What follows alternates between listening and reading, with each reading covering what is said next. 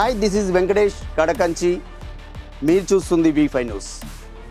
ఖరీదైన ప్రాంతాల్లో రెడ్డి ఆర్డీఓలు, ఔటర్ రింగ్ రోడ్డు అవతలే బీసీ అధికారులు.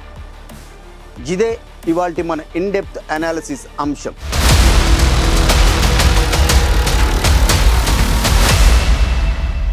కమ్మ వ్యక్తిగా ఉంటే కమ్మల రాజ్యం, వెలమ నాయకుడు ముఖ్యమంత్రిగా ఉంటే వెలమల రాజ్యం, ఇక రెడ్డి వ్యక్తి సీఎంగా ఉంటే రెడ్డిల రాజ్యం. మన రాష్ట్రం ఉమ్మడి ఆంధ్రప్రదేశ్గా ఉన్నప్పటి నుంచి ఇదే దుస్థితి. ఇప్పుడు రెండుగా విడిపోయిన సేమ్ సీన్. కాసేపు ఆంధ్రప్రదేశ్ విషయాన్ని పక్కన పెట్టి తెలంగాణ గురించి మాట్లాడుకుందాం. ఇప్పుడు తెలంగాణ సీఎం రేవంత్ రెడ్డి, పార్టీ కాంగ్రెస్. కాంగ్రెస్ అంటేనే రెడ్డిల రాజ్యం అనే ప్రచారం ముందు నుంచి ఉంది. నేటికి అదే కనిపిస్తుంది. ప్రస్తుతం కాంగ్రెస్ ప్రభుత్వంలో రెడ్డిల రాజ్యమే నడుస్తుందా అంటే అవుననే సమాధానం వస్తుంది. దీనికి ఉదాహరణ ఓ వార్త చక్కర్లు కొడుతుంది, సోషల్ మీడియాలో ట్రెండ్ అవుతుంది. ఇంతకీ ఏంటా వార్త? అందులో నిజమెంత? ఓసారి చూద్దాం. ఔటర్ రింగ్ రోడ్డు చుట్టూ రెడ్డి ఆర్డీఓలే రాజ్యం వెళ్తున్నారు. అవును, ఇది నిజం. ఓఆర్ఆర్ అనేది హైదరాబాదుకు బంగారు గని. దీని చుట్టూ జరుగుతున్న అభివృద్ధి, వస్తున్న పెద్ద పెద్ద ప్రాజెక్టులు, రియల్ ఎస్టేట్ వెంచర్లు హైదరాబాద్కే దిశను చూపుతున్నాయి. ఇప్పుడు హైదరాబాద్లో పనిచేసే ఎంతోమంది ఉద్యోగులు ఓఆర్ఆర్ దాటి వెళ్ళి ఇల్లు కొనుక్కుంటున్నారు. మకాం అక్కడికే మార్చేశారు. ఎందుకంటే సిటీకి వచ్చిపోవడానికి కనెక్టివిటీ సమస్య లేదు. దీంతో ఈ ఏరియాలో భూముల ధరలకు రెక్కలొచ్చాయి. మరి ఈ ప్రాంతాల్లో రెవెన్యూ విభాగాల్లో పనిచేసే ఉద్యోగులకు ఎంత డిమాండ్ ఉంటుంది అది మాటల్లో చెప్పలేం. కేవలం ఇక్కడ డబ్బుల మూటలే పనిచేస్తాయి. ఇక ల్యాండ్ వ్యవహారాలన్నీ ఎక్కువగా ఆర్డీఓలు చూస్తారు. భూములకు సంబంధించిన ఏ వ్యవహారమైనా వీరి అనుమతితోనే జరుగుతుంది. అయితే హైదరాబాద్ ఓఆర్ఆర్ చుట్టూ మొత్తం 9 ఆర్డీఓ డివిజన్లు ఉన్నాయి. ఇందులో 8 డివిజన్ల ఆర్డీఓలు రెడ్డి సామాజిక వర్గానికి చెందిన వారే. ఇదేదో తమాషాగా చెప్తున్న విషయం కాదు, నిప్పు లాంటి నిజం. అంటే డబ్బులొచ్చే చోట రెడ్డిలను నియమించుకొని పనులు చక్కబెట్టుకుంటున్నారనడంలో ఎలాంటి సందేహం లేదు. ఇదంతా సీఎం రేవంత్కు తెలిసే జరుగుతుందా, లేక ఆయన్ను కూడా ఎవరైనా మిస్గైడ్ చేస్తున్నారా అంటే ఆయనే సమాధానం చెప్పాలి.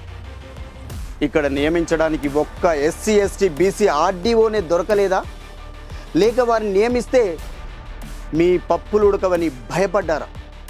ఇందుకేనా తెలంగాణ ప్రజలు కాంగ్రెస్ ప్రభుత్వాన్ని ఎన్నుకుంది?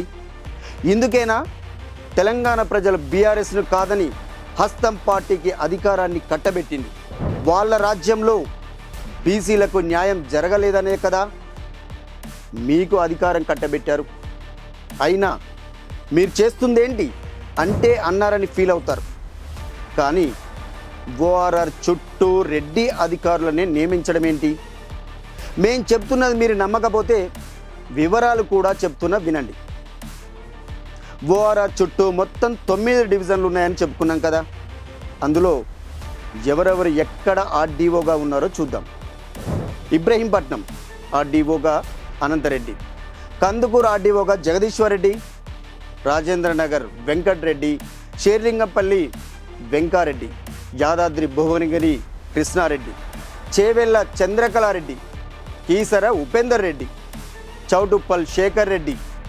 ఇలా ఔటర్ చుట్టూ రెడ్డి సామాజిక వర్గానికి చెందిన అధికారులే ఉండడం చూస్తుంటే ఎన్నో అనుమానాలు, మరెన్నో సందేహాలు కలుగుతున్నాయి. ఇప్పుడున్న ప్రభుత్వంలో కొంతమంది రెడ్డి మంత్రులు, ఎమ్మెల్యేలు వారి వ్యాపారాలు చక్కబెట్టుకోవడానికి ముఖ్యమంత్రికి తెలియకుండా మేనేజ్ చేస్తున్నట్టు కూడా అనుమానాలు కలుగుతున్నాయి. ఇది నిజమో కాదో పెద్దలే చెప్పాలి.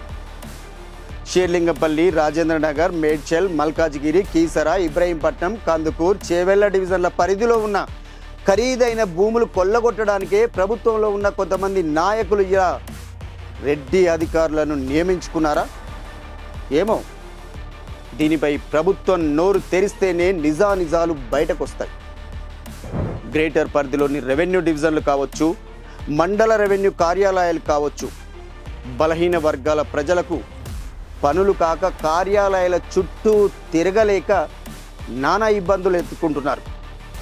ఇది వాస్తవం. వీటన్నింటికి చెక్ పెట్టాలంటే బీసీ, ఎస్సీ, ఎస్టీ అధికారులను నియమించాలని ప్రజలు కోరుకుంటున్నారు.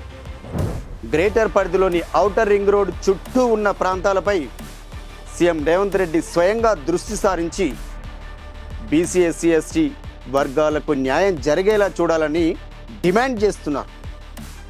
లేదంటే తెలంగాణలో పెరుగుతున్న బీసీ వాదం ముందుగా కాంగ్రెస్నే ఇబ్బంది పెట్టే ప్రమాదం ఉంది. చూద్దాం ప్రభుత్వం ఈ వివాదానికి ఎక్కడ తెరదించనుందో. ఇది ఇవాల్టి ఇన్డెప్త్ అనాలిసిస్. రేపు మరో అంశంతో మళ్ళీ కలుద్దాం. చూస్తూనే ఉండండి V5 న్యూస్.